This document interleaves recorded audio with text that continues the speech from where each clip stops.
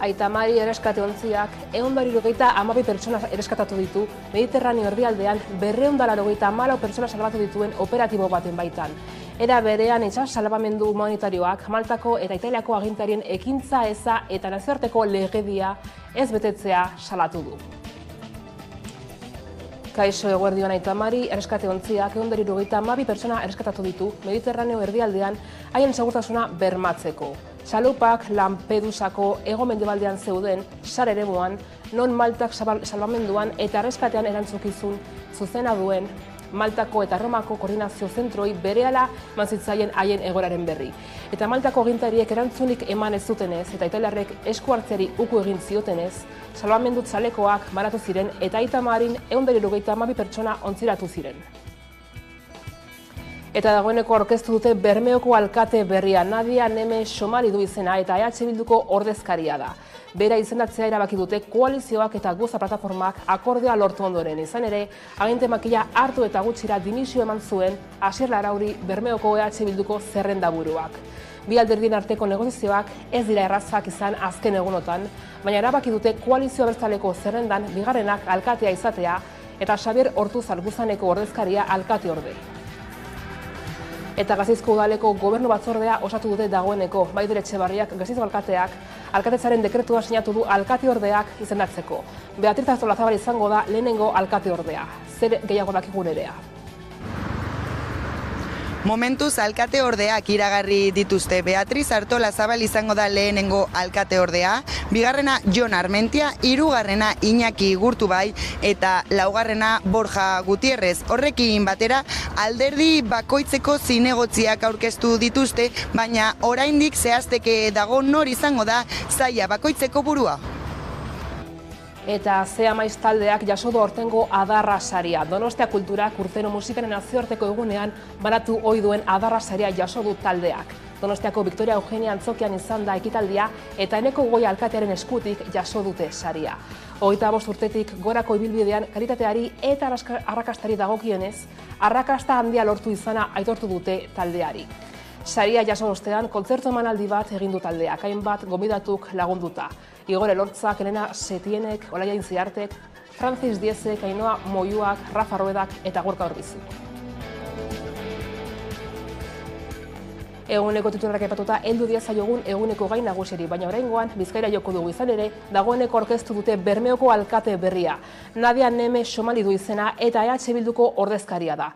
Bere izendatzea erabaki dute koalizioak eta Guza plataformak akordioa lortu ondoren. Izan ere, aginte makila hartu eta gutxira dimisioa eman zuen Asier Larrauri, Bermeoko EH Bilduko zerrendaburuak.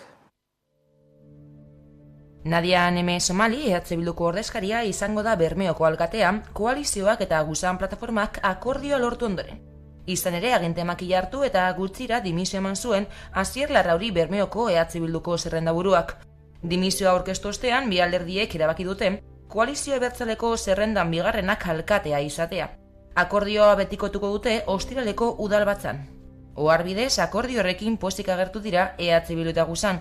Izan ere, proiektu politiko amankomun bat martxan jarriko dute, bermeotarren behar izanei erantzun emateko, eta Bermeo feministagoa, parte hartzailagoa, anitzagoa, justuagoa eta jasangarriagoa lortzeko hain zen ere. Eta helburu horiek guztiak lortzeko talde prestatua dutela adierazi dute. EAJak irabazi zituen Bermeoko udal hauteskundeak 8 zinegotzi erdietzita. EH Bilduk 5 lortu zituen eta Guzan plataforma independenteak 4. Baina udal gobernua osatu dute koalizioak eta herri plataformak. Hala, Nadia Neme Somali izango da alkate eta Xabier Ortuzar alkate orde. Eta Gasteizko udaleko gobernu batzordea osatu dute dagoeneko. Maider Etxebarriak Gasteizko alkateak alkatetzaren dekretua saiatu du alkate ordeak izendatzeko. Beatriz Artolazabal izango da lehenengo alkate ordea.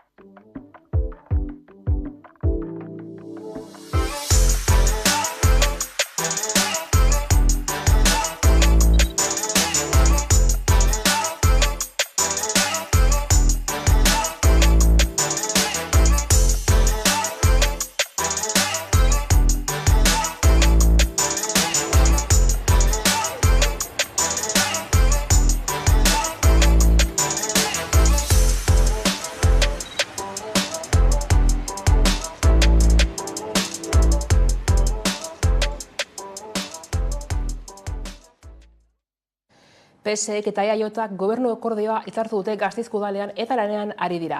Egin duten lehenengo bete beharra sailak banatzea izan da. Era berean aurreko legealdiko antolaketa nabarmen aldatu da. Nerea. Lau arlotan banatu dituzte sailak eta alderdi bakoitzak bi kudeatuko ditu. Alderdi sozialistak alkatetza, ogasuna, giza baliabideak, kirola eta ogasuna, eta hiri eredua, ingurumena eta ekonomia sustapena sailak izango ditu.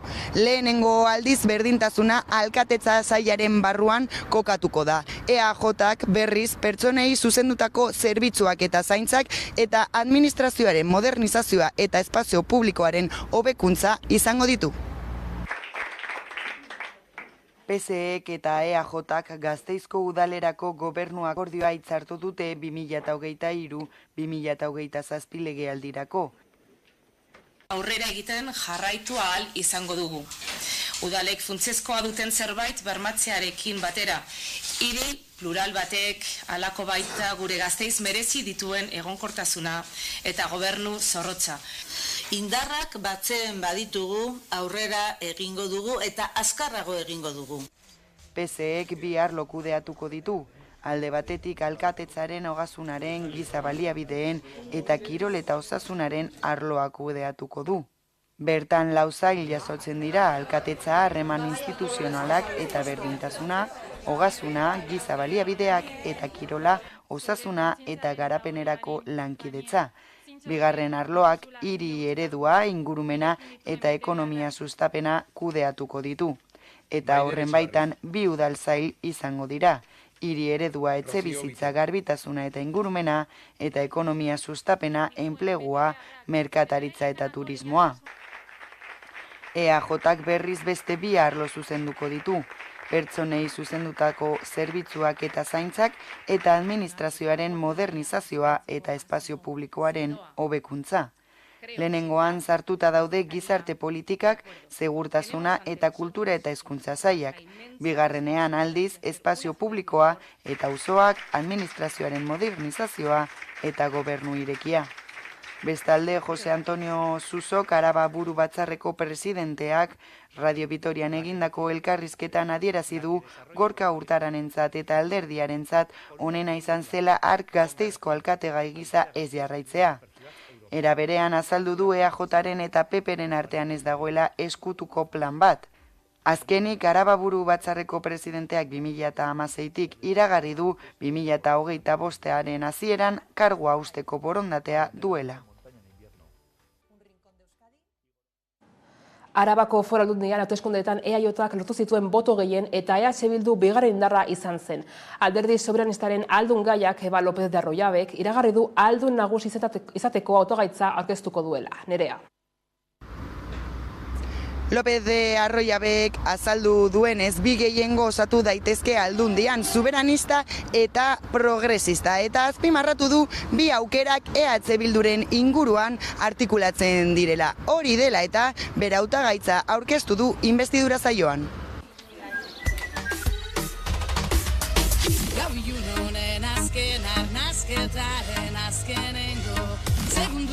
Aldun nagusirako nire hautagaitza aurkeztea erabaki dugu. Arduraz eta lurraldearekiko konpromisoz. Botoa eman diguzuenei erantzuteko, baina baita ere gainerako guztiei. Hori bai, humiltasunez eta eguneroko lanarekin. Sinetsita gaudelako Arabaren norabidea aldaketaren eragile nagusia EH Bildu dela. Gau garela gobernuko alternatiba bakarrak orain zein etorkizunean ere.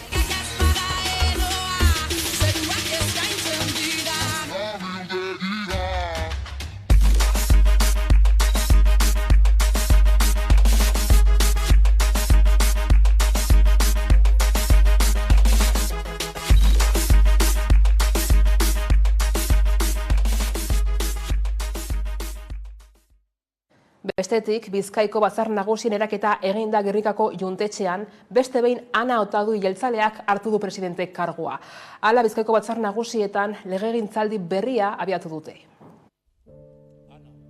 Bizkaiko Batzar Nagusien 2023-2027 agintaldiaren eraketa eginda Gernikako Batzaretxean.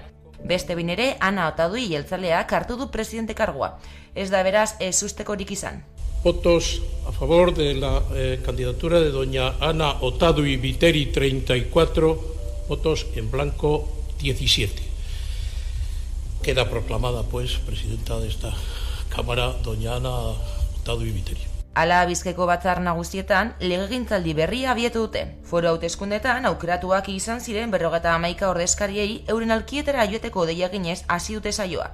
Batzar nagustako mahaiko presidentzia eskuratzeko gehiengo absolutua behar da lehendabiziko bozketan, eta hori lortu du eta huik. Ondoren, presidente ordeak izendatzeko beste bozketa bat egin da, eta Begoña Gil, PSeko eta Idoia Muruaga EH Bilduko ordezkariak hautatu dituzte.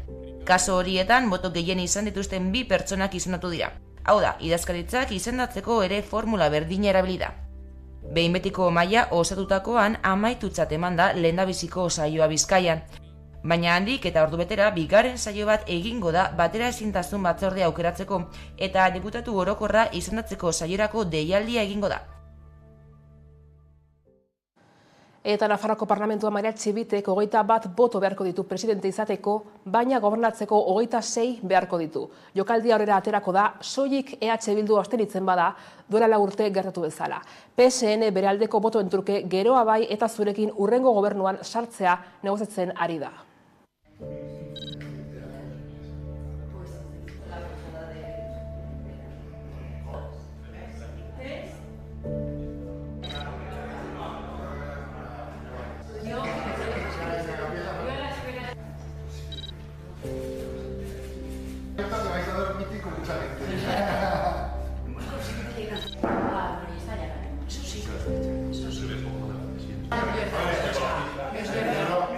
Entendemos que el Partido Socialista va a tener una reunión bilateral, llamará para tener una reunión bilateral con Geroa Bai, pero eso sí, y hay que dejarlo claro, para dialogar, para negociar, pero en ningún caso para acordar, porque en ese acuerdo tiene que haber los 21 votos que son necesarios para la conformación de ese gobierno.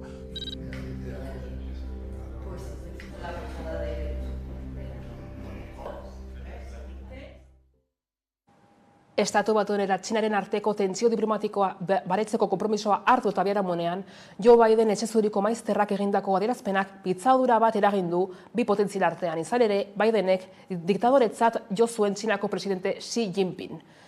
Pekinen arabera, bien arteko erlazio diplomatikoa inoiz baino okerrago dago. Etxezuriko maizterrak azaldu duenez, Xi oso lotxatuta sentitu zen Txinak ustez, espioitzarako erabilitako aerostatu bat AEB-tako aire eremuan atzeman zutenean urte hasieran. Txinako agintariak bere hitzetan ez zekielako aerostatu bat zeruan zegoenik. AEB-tako estatu idazkari Antony Blinken Pekinen egon zen igandean eta astelenean eta adierazi zuen aerostatuaren afera itxi egin behar zutela. Bidenen hitzak ez dituzte batere ongi hartu Pekinen. Txinako atzerri ministerioko eledun Mao Ningek atzo esan zuen oso zentzugabeak eta arduragabeak direla. Eta EH Bilduk zahar-etxeen dekretu berriak aldaketa gutxi dakartzera azpimarratu du. Ezartzen dituen parametroak Espainiako estatukoen azpitik geratzen direla adierazi du koalizio abertzaleak azaldu du, atzean geratzen dela egoiliarrak hartatzeko ratioetan, zentroen tamainan eta euren baldintza materialetan. Dekretua zuzendu ezean, EAeko egoitzek Espainiako estatu osoko arreta maila okerrena izango dutela azpimarratu dute.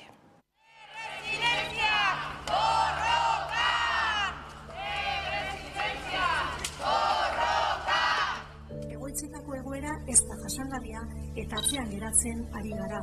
Eta oraindik atzerago geratzea planteatzen zaigu bide berri honekin. Guk uste dugu adostu egin behar dugula adinekoen egoitza eredu berria. Egoitzetan eskaini nahi den zaintza eredua zein den, nola zaindu nahi ditugun han daudenak, nola erail dugun bizitzea eta nola albidetuko dugun bere bizitza proiektua garatzea egoitzetan dauden personek. Adostu behar dugun nork zaintzen duen eta nola, ze baldintzak material behar diren horretarako. Hitz egin beharko da ratioak ezartzeko formulataz, zentro horietan behar diren perfil profesionaletaz. Eta hitz egin behar dugu kudeaketa ereduari buruz, gure ustez adinekoan zaintzarekin negozio egitea ez baita zilegi. Bestalde Gasteizko Mitxelineko gehiengo sindikalak eta zuzendaritza lan hitzarmena sinatu dute. Hala ere gutxiengo sindikalak elkarteratzea egin du hartu duten erabakia salatzeko. Izan ere, Gasteizen egindako erreferendumean proposamena ez zen onartu. Nerea. LAB, ELA, CGT eta ESK sindikatuek salatu dutenez, sinatu duten lan hitzarmenak ez du jasotzen langileek bozkatu zutena. Hala ere, beste lantegietan emaitza bestelakoa izan zen eta erreferendumak estatuko lantegi guztietako emaitzak batera zenbatzen dituenez, hitzarmenak aurrera egin du.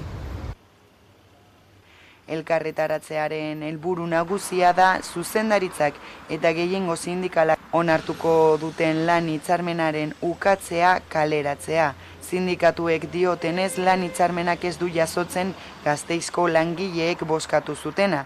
Izan ere, pasadeen astean egindako erreferendumean Arabako lantegian etzen onartu zuzendaritzaren azken proposamena. Plantillako 2000 beharginek hitzarmenaren kontra bozkatu zuten. Hala ere, gainontzeko lantegietan emaitza bestelakoa izan zen. Almeria, Valladolid eta Aranda de Duero udalerrietako lantegiek proposamena babestu zuten. Eta erreferendumak estatuko lantegi guztietako emaitzak batera zenbatzen dituenez, hitzarmen proposamenak aurrera egin du. Gauzak horrela, gutxiengo sindikalak salatu nahi du azken erabakia. Azpimarratzen duenez, lan hitzarmen horretan soldata egoerak ez ditu KPIa kontuan hartzen. Aldarrikatzen ari gara batez ere sinatuko duten sindikatuei esatea Gasteizko langileriak ezetz esan zuela enpresaren ofertari. KPI lotuta dagoen igoera bat, ez dakit, orain egin dute KPIarekin lotuta, baina jarri dute muga, eta bakarrik 2% heltzen da muga hori. Bestalde, Lasarte Oriako Mitxelineko lantegian ostegun honetan erreferenduma dute. Asteartean zuzendaritzak proposamen berria egin zuen eta enpresa batzordeari adierazi zion ostiralera arte zuela erantzun bat emateko. Egun osoa izango dute lantegiko 500 langilek bozkatzeko. Sindikatuek ez dute jakinarazi zer bozkatuko duten, ELA izan ezik. ELAk adierazi duenez proposamenaren aurka azalduko da. Gipuzkoako hotelen okupazioa 185 eta 190 artekoa izan da ekaineko lehen 3 asteotan. Uztailean eta abuztuan antzeko datuak espero dira. Pandemia aurreko datuetara heltzea aurreikusi du Gipuzkoako hotelak elkarteak.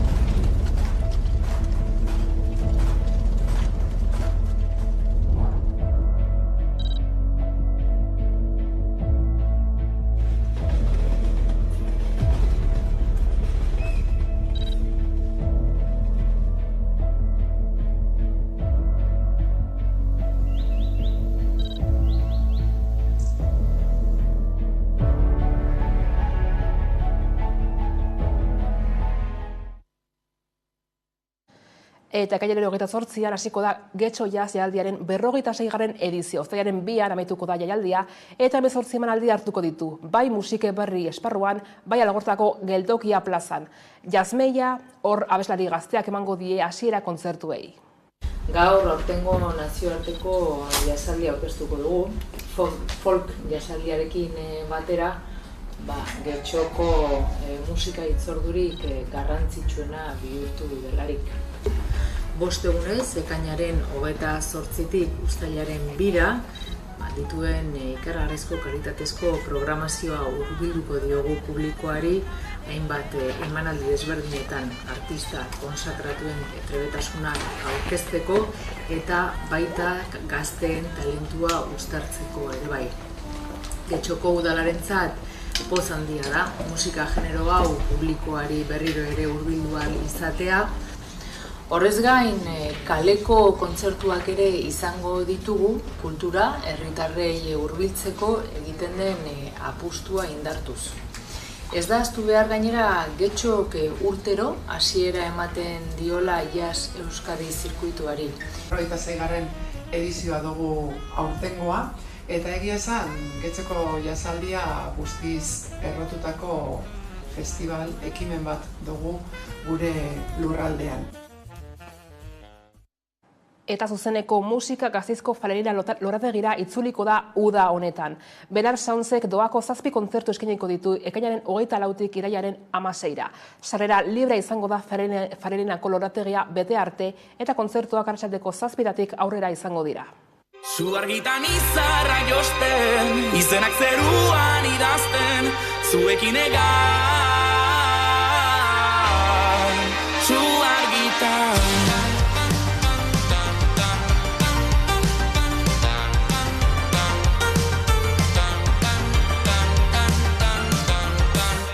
Nola ekin diztira hemen ez egotean bihar izan senti nahi dut kantu hau abestean. Zu argitan izarra josten, izenak zeruan idazten, zuekin egan.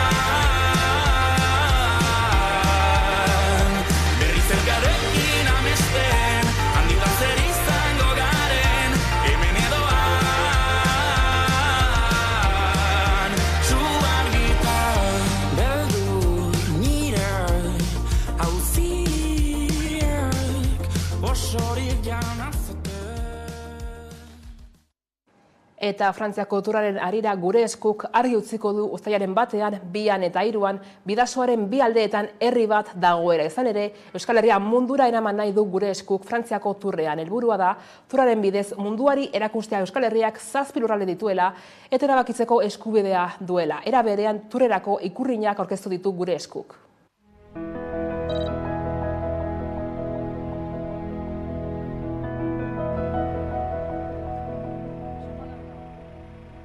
Gure eskun, turrak nazio artean duen. Oihartzuna probestuko dugu gure mezua lau haizetara zabaltzeko. Hau da, Euskal Herria 7 lurraldez osatutako herria dela, eta geure etorkizuna libre erabaki nahi dugula. Euskal Herriak erabaki Basque Decide leloa duten 60.000 ikurrin banatuko ditu gure eskuk turrean. Erabakitzeko eskubidearen aldeko aldarria mundu osora zabaltzeko. Ikur horiek eskuan errepide bazterretara ateratzeko deia egiten diegu Euskal Herritarrei. Guztion artean argi adierazteko gure etorkizuna erabakitzea gure esku egon behar dela. Turreko antolatzaileentzat bertan amaitzen da Espainiako zatia. Eta Frantziara sartuko da lasterketa. Guretzat dena da Euskal Herria. Bidasoa ez da muga, zubia baizik. Eta herri honen jarraipena irudikatuko dugu bertan. Eta elkarrizketari tartea zabalduko diogu orain gaurkoan, Ainara Plazolarekin egin dugu hitzordua, ELA sindikatuko kidearekin.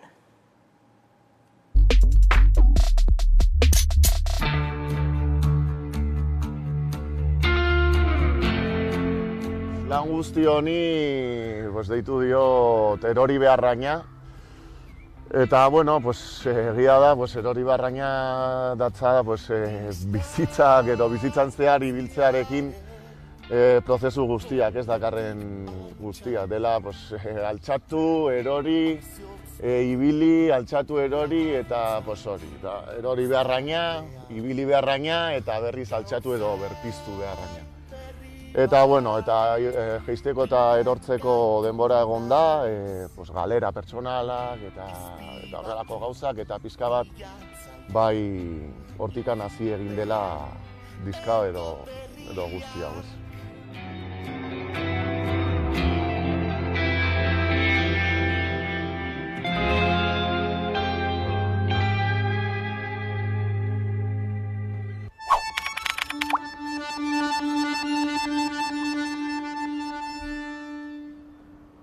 lumatxoak gara 6 dantzariz osatutako taldetxo bat, eta, bueno, gara Iker, Tania, Izadi, Naia, Daina, Tani, eta ezagutu ginen Alaitzeko eszenikoa egiten, batxillergoa.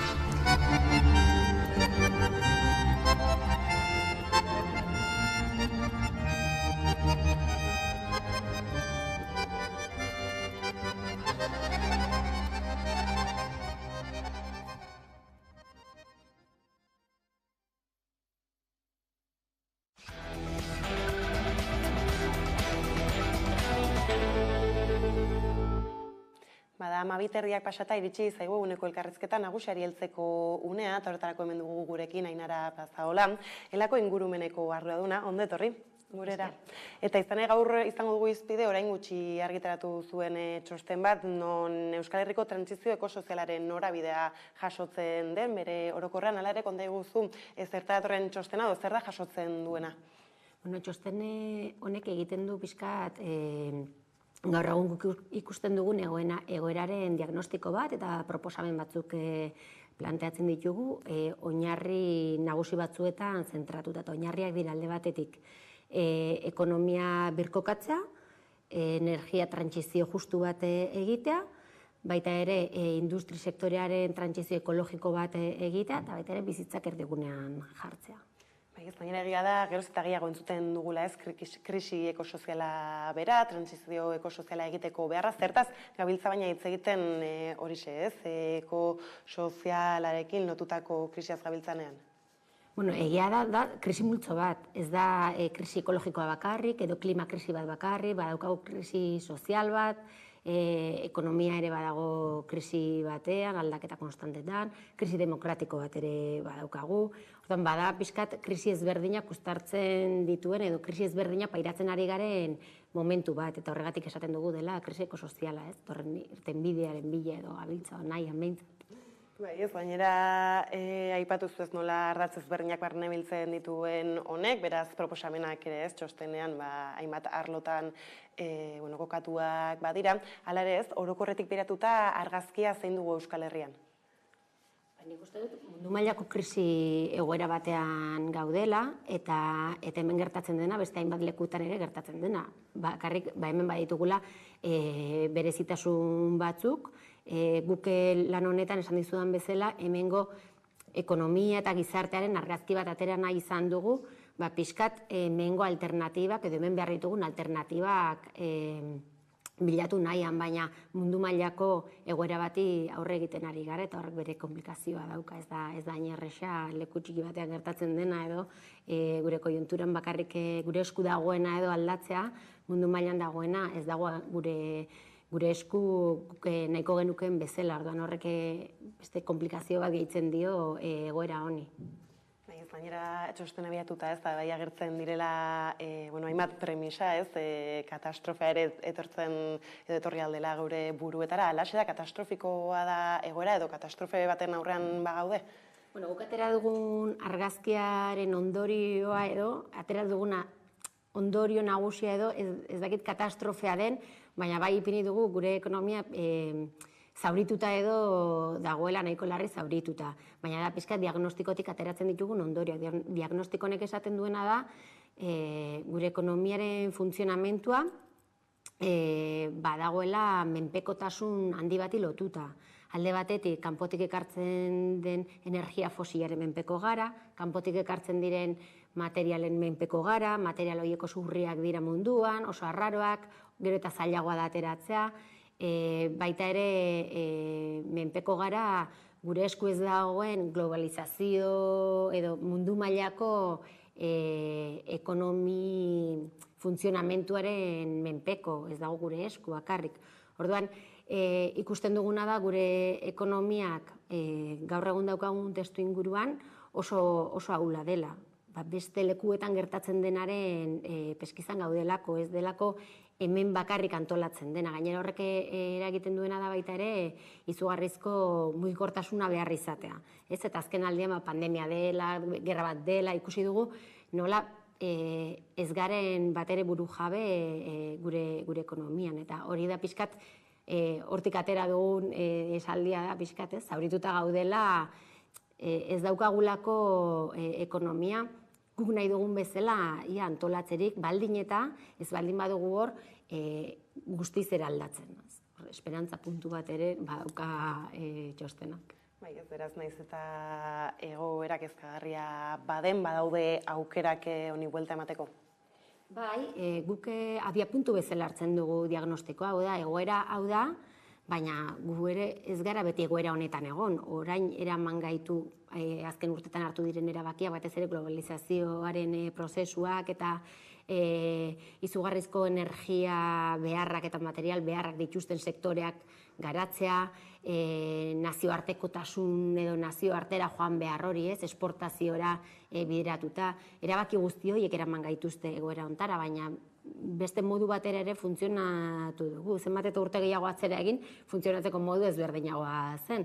Eta guk pixkat ekonomiaren birkokapenera edo berriz ere gure lurraldera jarduera hori ekartzea eta ahalik eta gertuenarekin funtzionatzea da egiten dugun edo guk proposatzen ditugun neurrien abiapuntua, ez? Pixkat diagnostiko katastrofista horretatik edo abiapuntu hartuta, ona ekonomia ekarri eta hemen funtzionatzearen proposamena egiten dugu.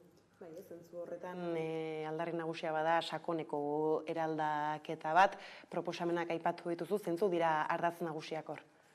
Hor ardaz nagusiak dira alde batetik energiari loturikoak eta materialei loturikoak, hor aurrikusten da egon daitekeela azken 2 urtetan edo izan diren energia eta material krisi gehiago. Orduan, pixkat horrei erantzun emateko gu planteatzen duguna da energia fosilak alde batera utzi eta berriztagarriekin ahalik eta gehien funtzionatu ahal izatea, eta material birtziklagarriekin eta funtzionatu ahal izatea. Hau da, ekonomia edo industrian batez ere baliabide horiek behar diren lekuetan trantsizio bat egin ahal izatea, birkokapenarekin batera pixkat dibertsifikazioan, ez? Orain oso zentratuta dago sektore gutxi batzuetan eta beti esportazioari begira, ez? Orduan hori da puntu nagusietako bat, ekonomiaren birkokapena eta energia berriztagarriak, baina gero arlo sozialean ere baditugu hainbat proposamen bizitzak erdigunean jarri eta pixkat bizi baldintzak ere hobetzearenak trantsizioa ekologikoa eta soziala izan behar delako, ez? Baditu hor hainbat bide. Beraz, hortik eragita litzateke agian lehenbiziko pausoa edo zeinek du gehien bat honen ardura? Ardura edo egin beharrak behintzat denok ditugu. Egia da, erabaki batzuk hartu direla norabide hau hartu denean eta hori badago borondate politikoari lotuta alde batetik, baina badago ere bai hor interes ekonomiko bat edo botere ekonomiko bat bere kalkuluen arabera mugitzen dituena ariak, ez? Ate birakariak aipatzen baldin baditugu, badakigu bai enpresa energetikoetan eta baita enpresa handietan ere politikariak eta enpresa buruak alde batean daude egun batean, hurrengoan bestean eta beraiek dira hor erabakiak hartu edo erabakiak bultzatzen dituztenak, baina guk ere mobilizazioaren bidez, guk sindikatu garenean uste dugu kalean ere borroka hori egin beharra daukagula eta aldarrikapen horiek egin behar ditugula jendeak ere ikus dezan badaudela alternatiba batzuk egoera honi buelta emateko eta beti berdinak ez sufritzeko. Bai, ez, azken urte hauetan ez, halako krisiari aurre egiteko gobernuetatik eta antzekoetatik badabiltzala hainbat neurri aurrera eramaten, ez? Hala ere, uste duzue erronka honi, ez, arduradun hauek prest daudela heltzeko? Ez, beraiek hartzen dituzten erabakiak argi dago beraien interes propioetara eta ezkutuan dauden edo ja dagoeneko nahiko ezagunak ditugun interes horietara bideratuta daudela. Borondate politikorik ez dugu ikusten. Guk nahi dugun trantsizio edo eraldaketa sakoneko hori egiteko. Makillajea pixkat, bai, ez, ematen da, promesak egiten dira, CO2 isurketen inguruko neurriak eta horrelako kontuak, ez? Baina egun seinalatuak direnean, argazkiak, baina berez oinarrian dauden aldaketak ez daude prest aldaketa horiek egitera, edo ez daude prest beraien botere esparru hori inoren eskustera, ez? Ez, beraz, nolabait laburbiltzearren gaur egun aipatzen direnez, Green Deal politika horiek benetako problemei ez diete aterabiderik eskaintzen.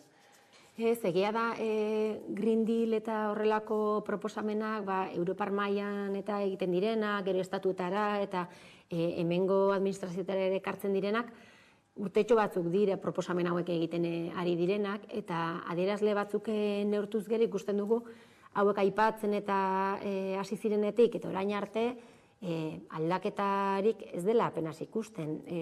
Nik uste eta adierazgarriena dela CO2 isurketak edo berotegi efektuko gas isurketak, ez? Duela hamarkada bat baino isurketa maila altuagoak ditugu. Eta badirudi, azken hamarkadetan, klima aldaketa denonagotan dagoela, gobernuen erabakiguneetan ere oso kontuan hartzen direla, badaude klima aldaketa legeak, eta horrelako gauza pila bat, baina gero egoera adierazleekin eta datuekin aztertzen baldin badugu, gero eta energia fosil gehiago erabiltzen da, gero eta emisio gehiago daude, gero eta biodibertsitate galera handiagoa daukagu, eta badirudi errealitatea alde batetik doala eta politikak bestetik, ez dute inongo antzekotasun ikia, errealitateak eta politikek. Bai, ez gurean orain politika aipatu duzula, ez egia da, justu, ez, hauteskundeen milaka zurrunbilotan sartuta bagaudela, eta bestak beste gurean, ez, industriaz ere entzun dugu asko hitz egiten, egia da zerbitzuak eta industria badela ekonomiaren zentro importantenetariko batzuk, Euskal Herrian desindustrializazioa hitz egiten hasi dira hainbat dagoeneko, nola erreparatzen diozue afera honi? Diagnostiko hau egin genuenean, hasiera batean, pentsatzen da beti, industriak baduela ingurumen ikuspuntu batetik behintzat gure alorrean, badaukala pixu berezi bat, bai kutsaduran, bai hondakinak sortzerakoan, edo emisioen inguruan, ez? Eta tertziarizazio prozesuak edo zerbitzuek pixu gehiago izateak, badirudi ekologikoago edo egiten gaituela, ez? Edo kalte gutxiago egiten dugula. Eta sektore aztertzen hasten baldin bagara, konturatu gara, eta hau guretzat ez da berria agian, baina begibistan geratu zaiguna da, bai zerbitzu sektoreak eta baita industriak ere, izugarrizko eragina daukatela ingurumenean, klima aldaketan eta krisi ekologikoan. Zergatik, gaur egun gure zerbitzu sektore nagusiak alde batetik logistika, eta beste alde batetik nazioarteko merkatuak direlako, ez? Merkataritza, eta horrek izugarrizko mugikortasuna eskatzen du, mugikortasuna petroleoan daukagu oinarrituta, eta horrek eramaten gaitu, industriak egiten dituen kalte guzti horiek, zerbitzu sektore horietan ere ematera. Orduan, bai sektore bai eta bai bestea, trantsizio horren beharrezkotasun horren adierazle garbiak dira. Justu gaude gure ekonomiak lan egiten du, kalte gehien edo ingurumen ikuspuntu batetik, kalte gehien egiten dituen sektoreetan. Eta zentzu horretan beraz ez, zuen proposamena nondik joango litzateke ez, industriarekin lotuta agian batez ere? Industriarekin lotuta, guk momentu honetan, diagnostiko hau eta proposamen hauek egin ondoren, ikusten dugu beharra sektore irtenbideak bilatzekoa. Hau da, ez da berdin industri sektore bat emisio asko dituena, edo industri sektore bat, hondakin asko sortzen dituena. Orduan, pixkaz, industri barruan dauden sektore horiei bakoitzari bere irtenbidea eman behar zaio, baina beti ere trantsizio ekologiko horretan, ez? Uste dugu dibertsifikatu behar dela jarduera, ezin garela sektore gutxi batzuetan zentratu, hor ikerketa lan handiak egin behar dira, diseinu lanak, egiten duguna agian utzi behar da egitea eta beste modu batera egin, edo beste gauza batzuk egin, adibidez autogintzan azken urteetan osoiko da entzutea ez bakarri sindikatu edo eragile sozial edo ekologisten ahoti, baizik eta enpresa buru beraiek esaten dute trantsizio bat beharrezkoa dela, ez delako posible gaur egun bezala jarraitzea.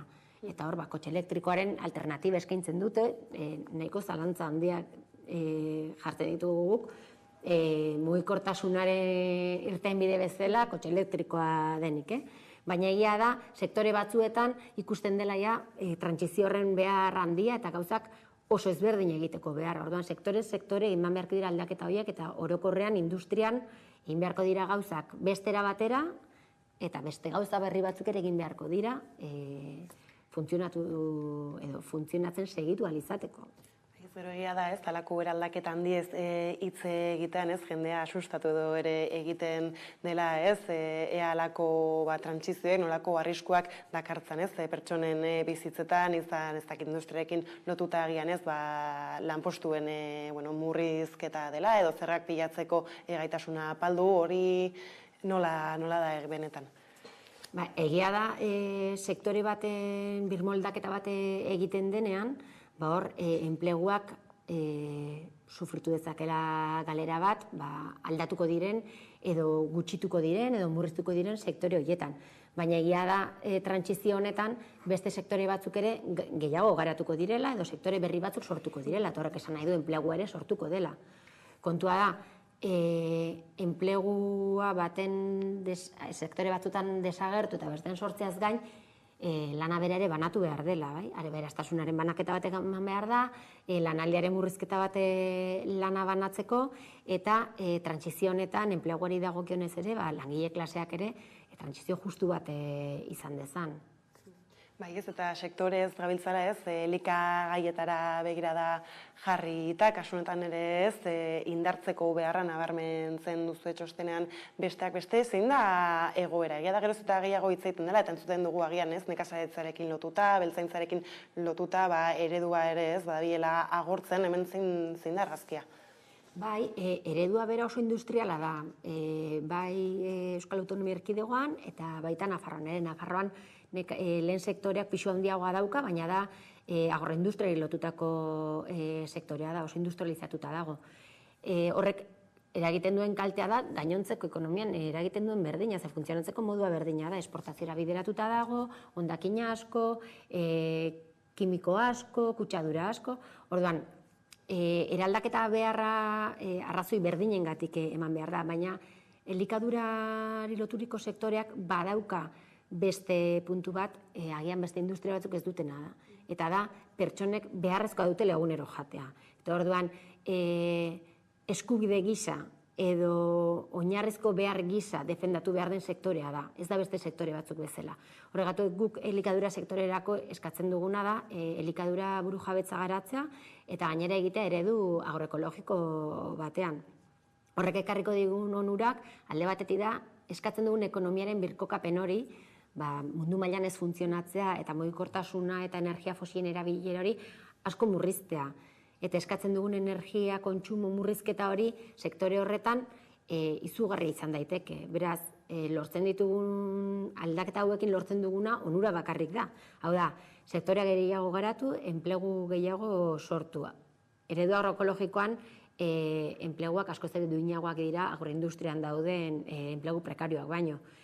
Elikadura osasuntsu bat izango litzateke. Ingurumen babesa bermatuko genuke. Elikadura burujabetza eta justu sektore hau birkokatzeak onura ikaragarri ekarriko lituzke. Egia da azken urteetan gailendu diren ereduak ez, makrotik asko badutela, gero egia da heltzen badabiltzala aldi berean ez, hainbat neurri ez dakit makroetxaldeak esaterako txikiagoak izan daitezen eta hori litzateke bidea adibidez? Bai, egia da herri honetan zorionez eredu hori ez da guztiz agortu. Oraindik egia da geratzen diren baserriak edo etxaldeak txikiak dira, oso egoera prekarioan daude, baina ereduak existitzen du.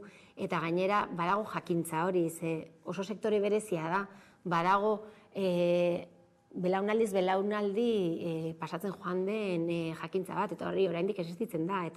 Eta gainera, sektore horretan dihardutenak prest daude jende berri hartzeko, badaude hor neurri berezi batzuk hartu daitezkeenak, lur sailak babestu,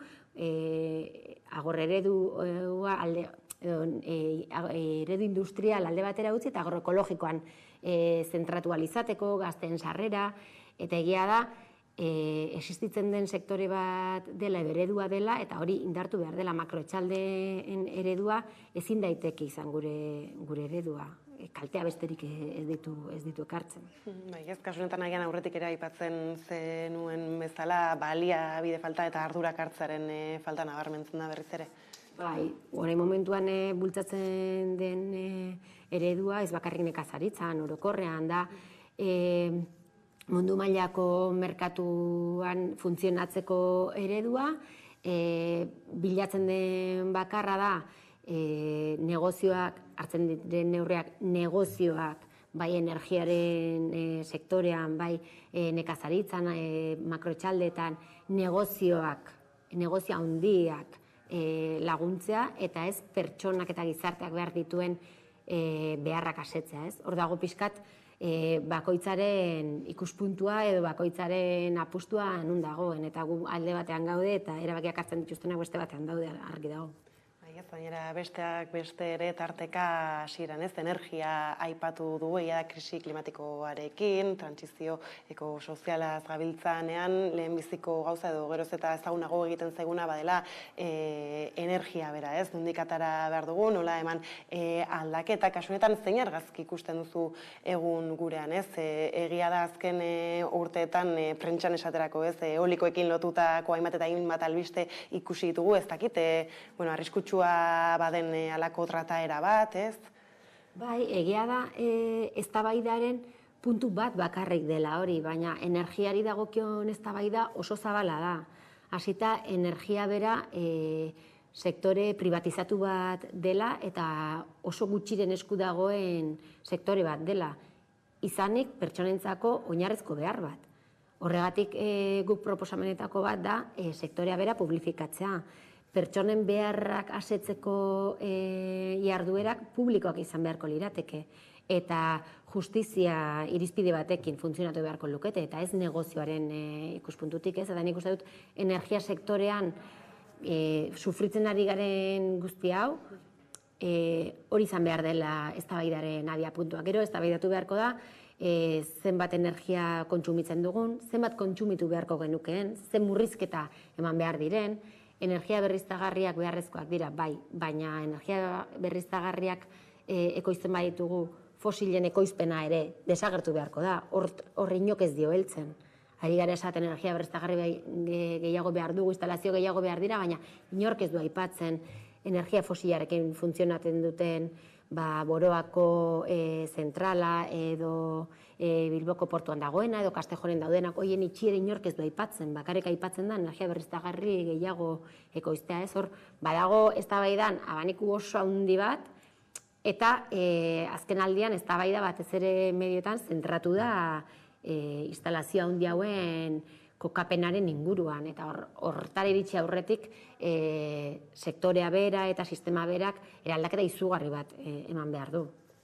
Horre aipatzen zen ez, proposaren nagusia edo bintzat bidea badela publikotasuna ere erronka badirudi oso saia egiten dela ez, egungo panorama ikusita gian bueltatzen gara ez, berriz ere nola egin edo zein beharko luke izan lehengo pausua eta azaten zenuen bezala ez, norden alde bakoitzean. Bai, egia da, sektore bat dela privatizatu zen 80. hamarkadan, baina horren aurretik sektore publiko bat zen, funtzionatzen zuen eta jendearen beharrak asetzeko zegoen sektore bat zen, eta horretara bueltatu beharko ginateke. Borondatea dago, ez noski. Elkarrizketa osoan ari gara berriz ere berdinera bueltatzen, ez? Borondate politikoa ez da pertsonen beharrak aztertu eta hori erantzun bat ematea, erantzun justu bat ematea. Politika guztiak azken aldian, gutxi batzuen negozioak bermatzeko egiten ari dira, eta hau gertatzen da hainbat kontutan energian, hau gertatu da Europar funtsaken hori eman, hau gertatu da Osakidetzaren krisian, eta hau gertatu da beste hainbat sektoretan. Azkenean politika guztien norabidea hori izaten ari da, baina publifikazioarena izan behar da borroka bat, egin behar dena eta benetan lortu behar dena.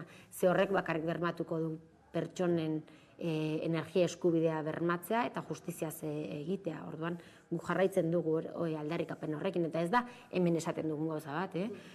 Badago nazioarte maila sindikatu sare bat, energiaren publifikazioaren inguruan lanean ari dena.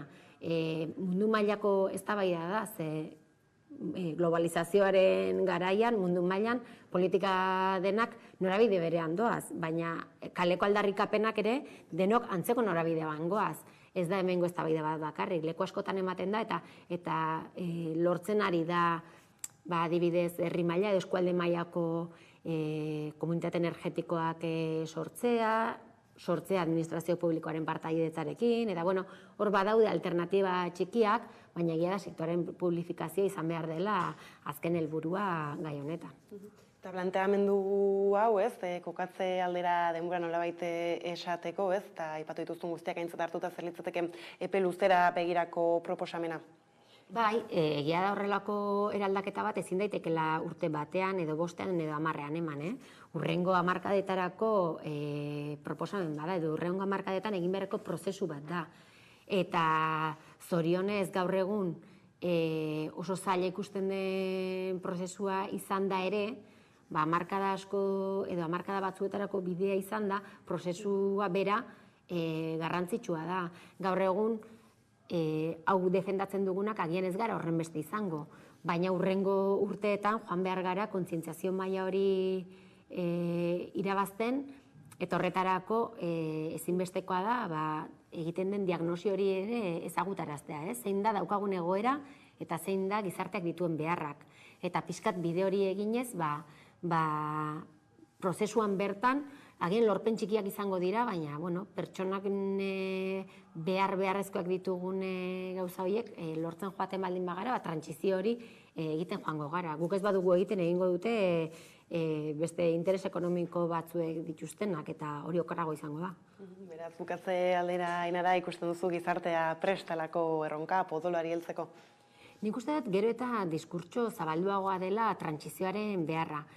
Gero, galdera zailagoa da erantzuteko zenolakoa izan behar den trantsizioa, baina guk uste dugu gizartea gutxienez informatu egon behar dela, gero prest egon alizateko. Orduan, lehenengo pausu hori izan behar da, pixkat egoera honen sozializazioa eta alternatibak badaudela azaltzea eta borroka hori egitea.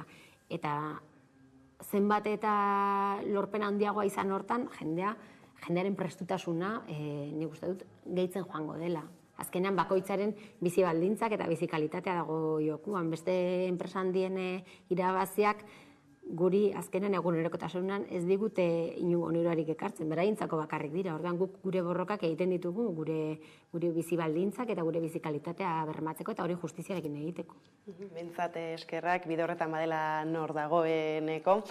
Eta hortxe zuek baita ere eta honekin esatea, horixe mi esker Ainara gurekin tartetxoa konpartitzearen jarraituko ditugu gertutik datozen pausuak eta besterik gabe hurrengora arte. Zuri aukera ematearra.